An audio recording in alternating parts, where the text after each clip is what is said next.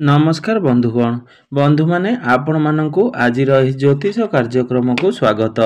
आजिर एही कार्यक्रम कन्या राशि व्यक्ति विशेष मानक पई बहुत गुरुत्वपूर्ण अटे, बहुत ही खास अटे। एही 2025 वर्षटी आपण मानक पई एपरि एक वर्ष अटे। एही वर्ष रे न्यायर देवता कर्म फलदाता शनिदेव आपणकर सबु दुख कष्टर अंत करिवे। तांको सहित राहु केतु देवगुरु बृहस्पति सेमाने भी मध्य आपणकर भाग्य रे करिवे परिवर्तन। नवग्रह मानकर मध्यरु सबुठारु चारोटी बड़ ग्रह आपणकर भाग्य एही वर्ष परिवर्तन करिवाकु जाउछंती। निजर गति निजर राशि एवं नक्षत्र जहा फल रे पूर्वरु आपणकर जो दुख कष्ट बा समस्या लागि रहितिला ताहार अंत घटिबो, ताहा मध्य परिवर्तन हेब। आपनकु पुनर्बार सुख शांति प्राप्त हेब। किंतु किपरि हेब आपनकर दुखर अंत, केबे घटिब दुखर अंत एवं केउ ग्रहंकर परिवर्तन रे घटिब, आजिर ए वीडियो रे आमे माने विस्तार भाबरे आलोचना करिबा। आपण मानकर व्यस्त बहुल समय मध्यरु 15 मिनिट समय आपण मान निज पई दियंतु एवं आपण माने जानतु आपण भविष्यत विषय रे एवं कौन सब सत्य घटना घटिबा पई जाउछि एवं आपणकर दुख कष्ट एवं समस्यार अंत घटिबाकू जाउअछि। जदि आपण मानकर कन्या राशि होइथाए तेबे भिडियोटी को स्किप न करी थरे मात्र शेष पर्यंत निश्चिंत देखंतु एवं भिडियो को गोटे लाइक करी चैनल टी को सब्सक्राइब कर दियंतु। आपण माने जदि सच्चा हृदय रे ईश्वर को भक्ति करुथांती विश्वास करुथांती तेबे भक्ति एवं श्रद्धार सहित कमेंट बॉक्स रे जय माँ लक्ष्मी जय श्री जगन्नाथ अवश्य लिखि दियंतु। तेबे बंधु माने आसंतु आरंभ करिबा आज रही कार्यक्रम जहा कि जन्म राशि एवं चंद्र राशि उपरे संपूर्ण आधारित अटे। कन्या राशि व्यक्ति विशेष मानकर एही बड़ बड़ परिवर्तन रे आपण मानकर जीवन रे कौन सब परिवर्तन हेब एही वीडियो रे आमे विस्तार भाबरे आलोचना करिबा। आपनकु मोर अनुरोध आपण ध्यान देई टिके बुझंतु एवं आपण माने जानंतु आपनकर जीवन रे दुख कष्ट काहेकि मिलुछि एवं एहार अंत किपरि हेब। एही 2025 वर्ष रे नवग्रहंकर स्थिति किभଳି रहिछि। केतु आपणकर प्रथम भावरे विराजमान अछंती, बुध आपणकर तृतीय भावरे विराजमान अछंती, सूर्य आपणकर चतुर्थ भावरे विराजमान अछंती, शनि एवं शुक्र आपणकर षष्ठ भावरे विराजमान अछंती, राहु आपणकर सप्तम भावरे विराजमान अछंती, गुरु आपणकर नवम भावरे विराजमान अछंती एवं मंगल आपणकर एकादश भावरे विराजमान अछंती। सर्वप्रथमे आपण माने जानी रखंतु जे ए 2025 वर्ष रे आपणक राशि रे शनिंकर 7.5 नाही किंबा शनि अढ़ई नाही। तेणु कन्या राशि व्यक्ति विशेष माने बहुत भाग्यवान अटंती कारण आपणक राशि रे शनिंकर प्रभाव नाही। सबु बेले शनिंकर प्रभाव रे 5टी राशि थाए एवं सेमानकु सबुठारु अधिक दुख कष्ट समस्या मिली थाए। जेहेतु आपणकर राशि रे शनिंकर प्रभाव नाही आपण मानक पई एही 2025 वर्षटी बहुत खास रहिछि। वर्षर आरंभरु देवगुरु बृहस्पति आपणकर नवम भावरे विराजमान रहिबे अर्थात आपणकर भाग्य भावरे विराजमान रहिबे। आपणकर दशम भाव को गोचर करिवे मई मास 15 तारिख परे।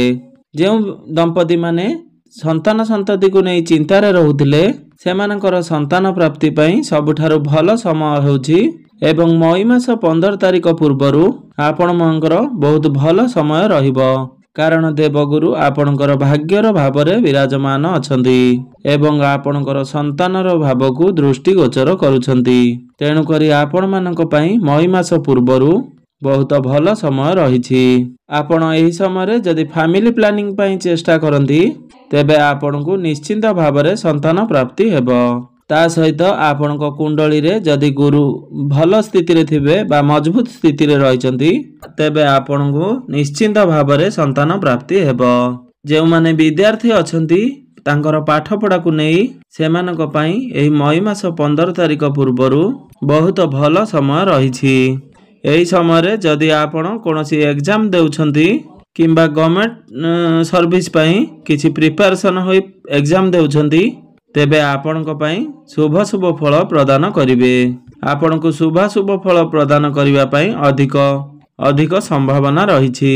ता सहित जो व्यक्ति विशेष माने प्रेम संपर्क रे समस्या मान देखुछंती किंबा कोनोसी कारणवशत चिंतारे बा दुखरे रहउछंती तेबे आपणकर संपर्क रे निश्चिंत भावरे परिवर्तन आसीबो। आपणकर मई मास 15 तारिख पूर्वरु एथिरे समस्यार परिवर्तन आसीबो। देवगुरु बृहस्पतिंकर नवम दृष्टि आपणकर पंचम भाव उपरे रहुअछि, जहा फलरे आपणकर प्रेम संपर्क रे शुभ फल प्रदान करिवे। मई मास 15 तारिख रे देवगुरु बृहस्पति आपणकर दशम भाव को चलन करिवे। सेतेबेले जानिबे आपणकर जीवन रे परिवर्तन आसीबो एवं दीर्घ 12 वर्ष परे आपणकर कर्मर भाव को देवगुरु बृहस्पति प्रवेश करिवे। एहा आपण मानक पई बहुत भल समय रहिबो। आपणकर चतुर्थ एवं सप्तम भावर स्वामी हेउछंती देवगुरु बृहस्पति। देवगुरु आपणकर दशम भावरे रही आपणकर द्वितीय, चतुर्थ एवं षष्ठ भाव को दृष्टि गोचर करिवे। गुरु दशम भाव को आसिले आपणकर कार्य क्षेत्र रे जहाँ भी किछि समस्या रहुतुला सबु धीरे धीरे समस्यार अंत घटिबो। आपणक उपरे जदि कार्यर भार अधिक रहुतुला किंबा आपणकर टार्गेट पूर्ण होई पारु नथिला किंबा अधिक शत्रु आपणकर कार्य क्षेत्र रे रहिथिले किंबा कर्म क्षेत्र रे आपणक विरुद्ध रे किछि पॉलिटिक्स चलथिला ताहा धीरे धीरे दूर होई जिवो। आपणकर समस्या धीरे धीरे कमिबो आरंभ होइबो। आपणकर कार्य क्षेत्र रे आगो को बढ़िबा पई जेउ सब आइडिया बा बुद्धिर आवश्यकता रहिछि देवगुरु बृहस्पति आपणको प्रदान करिवे। तेणु करी मई मास 15 तारिख परे आपणको बड़ परिवर्तन देखिबे। यह द्वारा आपणकर कम्युनिकेशन भल होई जिवो। यह द्वारा आपणकर मैनेजमेंट स्किल मध्य भल होई जिवो। आपणकर कार्य क्षेत्र रे बहुत परिवर्तन आपण देखिबाकू पाइबे। गुरु जेहेतु शुभ ग्रह आपणको कर्म क्षेत्र रे निश्चिंत भावरे शुभ फल प्रदान करिवे। जेउ मानकर चाकरी नथिला बा चाकरी पई प्रिपरेशन हेउथिले एवं सेथि पई आपण सर्वदा चिंता रे रहुथिले दुख रे रहुथिले तेबे आपण मई मास 15 तारिख परे चाकरी पई इंटरव्यू दियंतु। आपण निश्चिंत चाकरी रे सफलता अर्जन करिवे कारण भाग्य आपणको साथ देबा आरंभ करिवो। जदि आमे देवगुरुंकर दृष्टि को देखिबा ते आपणकर चतुर्थ भावर स्वामी होई द्वितीय भाव को दृष्टि देबे बा धनर भाव को दृष्टि देबे, जहा फल रे कि आपणकर बैंक बैलेंस वृद्धि घटिबो। आपण टंका किछि संचय करि परिबे। पूर्वरु जदि आपणकर आर्थिक स्थिति दुर्बल थिला एवं अर्थ को केंद्र करी बहुत गुडिये समस्या चालुथुला ताहा मध्य धीरे धीरे दूर होई जिवो। आपणकर गृह बा परिवार रे किछि समस्या चालुथुला मतभेद मनांतर भली किछि परिस्थिति चालुथुला एवं आपण बहुत चिंता रे रहुथिले ताहा मध्य आपणकर धीरे धीरे दूर होई जिवो। आपण देखिबे आपणकर आर्थिक स्थिति मजबूत हेबाकू लागिबो। तेबे बंधु माने आसंतु जानिबा आपणकर दुख कष्टर अंत किपरि घटिबो। गुरु एवं राहुंको पई आपणकर दुख कष्टर अंत घटिबाकू जाउछि। गुरु आपणकर चतुर्थ भावर स्वामी होई चतुर्थ गृह को सप्तम दृष्टि देबे। एहार माने होछि आपणको जीवन रे निश्चिंत भावरे गोटे परिवर्तन हेबो। आपण जदि प्रॉपर्टी जमी जमा किनिबा पई चाहुतले किंबा किनिथिले सेथिरे किछि समस्या थिला तेबे ताहार परिवर्तन निश्चय भावरे होई जिवो। आपण निश्चिंत भावरे नुआ जमी नुआ जागा एवं अर्थ बढ़िबा सहित आपणकर सुख सुविधारे उन्नति घटिबाकू लागिबो। मई मास 15 तारिख परे आपणक जीवन रे गोटे बड़ परिवर्तन आसीबो। गुरुंकर दृष्टि आपणकर षष्ठ भाव उपरे रहुछि। तेणु करी आपणकर खाद्य पानीय उपरे टिके गुरुत्व देबाकू पड़िबो। काहेकि ना एही समय रे आपणकर लिवर डाइजेशन बा गैस्ट्रिक भली समस्या देखा देई पारे किंबा एही समय रे आपणकर मोटापण भली समस्या देखा देई पारे। सेथि पई आपणकर स्वास्थ्य उपरे टिके विशेष ध्यान देबे। एबे आसंतु जानि नेबा राहु आपणक जीवन रे किपरि परिवर्तन करिवे। मई मास 18 तारिख दिन ରାହୁ ସପ୍ତମ ଭାବରୁ ଷଷ୍ଠ ଭାବକୁ ଚଳନ କରିବେ।